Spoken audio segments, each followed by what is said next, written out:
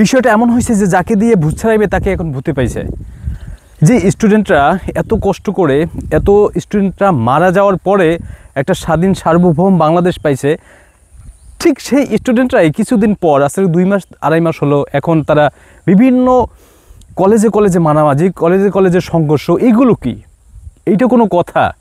এইটা কি? এইটা আমরা কি দেখতে পাইতেছি? যে স্টুডেন্টরা আমাদের এখন মাথার উপর ছিল, যে টোটাল একটা স্টুডেন্টের ডাকে টোটাল বাংলাদেশটা সমগ্র মানুষ একত্রিত হয়ে গেছে, এবং সেই স্টুডেন্ট এখন কলেজে কলেজে মারামারি, কলেজে কলেজে সংঘর্ষ।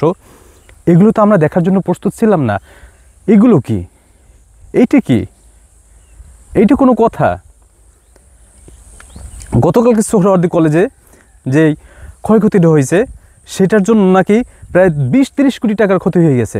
আজকে আবার যে এই কলেজের সংঘর্ষটা হইতেছে বা এই সংঘর্ষ হইল, এটার ক্ষতিপূরণ কে দিবে?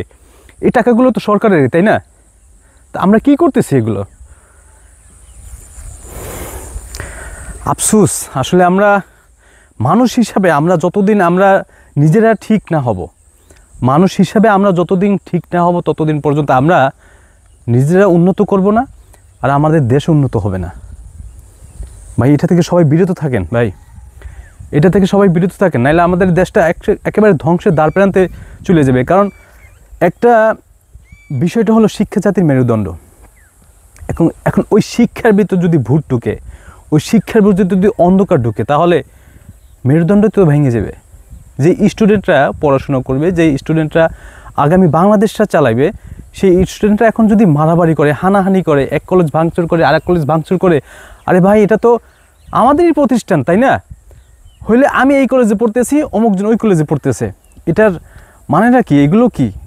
এটাই কীভাবে সম্ভব? এগুলো কিভাবে মানা যায়? আমাদের দেশীয় সম্পদ আমরা নিজেরাই রক্ষা করতে পারি না, তাহলে মানুষ কিভাবে করবে? যে স্টুডেন্টের কথায় সারা বাংলাদেশের মানুষ একত্রিত হয়ে গেছে, এবং সেই স্টুডেন্টরা এখন বাংলাদেশের মাথা থেকে আস্তে আস্তে নিচে নামতেছে। এটা আসলে মানা যায় না ভাই। যারা স্টুডেন্ট আছে সবাই, আমার বলার ভাষা নাই, যে অকারেন্সগুলো দেখে এমনিতেই দেশ একটা বিরাজমান অবস্থায় আছে। এই অবস্থায় যদি আমাদের দেশটা আরও অধঃপতনের দিকে যায়, তাহলে এটা কি করার?